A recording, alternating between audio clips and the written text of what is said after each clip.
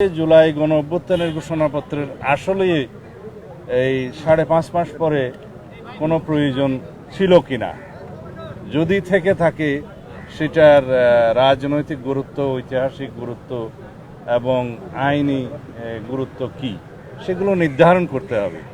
এবং যাতে এই ঘোষণাপত্রকে কেন্দ্র করে ফ্যাসিবাদ বিরোধী যে ঐক্য সৃষ্টি হয়েছে সেখানে কোনো ফাটল সৃষ্টি না হয়, সেদিকেও আমাদের লক্ষ্য রাখতে হবে। যদি কোনো রাজনৈতিক দলিল ঐতিহাসিক দলিলে পরিণত হয়, সেই দলিলটাকে অবশ্যই আমরা সম্মান করি, কিন্তু সেটা প্রণয়ন করতে যেয়ে যাতে সব সংশ্লিষ্ট সকলকে অন্তর্ভুক্ত করা হয়, তাদের পরামর্শ নেওয়া হয়, আলোচনা করা হয়, সেই দিকটা আমরা পরামর্শ দিয়েছি। এবং সেই বিষয়ে আমি মাননীয় প্রধান উপদেষ্টা এবং এই অন্তর্বর্তীকালীন সংশ্লিষ্ট সকল উপদেষ্টাকে অনুরোধ করেছি সেই বিষয়ে যেন আপনারা নজর রাখেন এবং সেই হিসাবে পদক্ষেপ নেন, যাতে জাতীয় ঐক্যের মধ্যে কোনো রকমের ফাটল সৃষ্টি না হয়, আমাদের মধ্যে যাতে কোনো রকমের বিভ্রান্ত সৃষ্টি না হয়, সেইগুলো আলাপ হয়েছে। নির্বাচন নিয়ে কি কিছু আলাপ হয়েছে আজকে? না, আপনাদের অবস্থানটা কি ছিল ঘোষণাপত্র নিয়ে?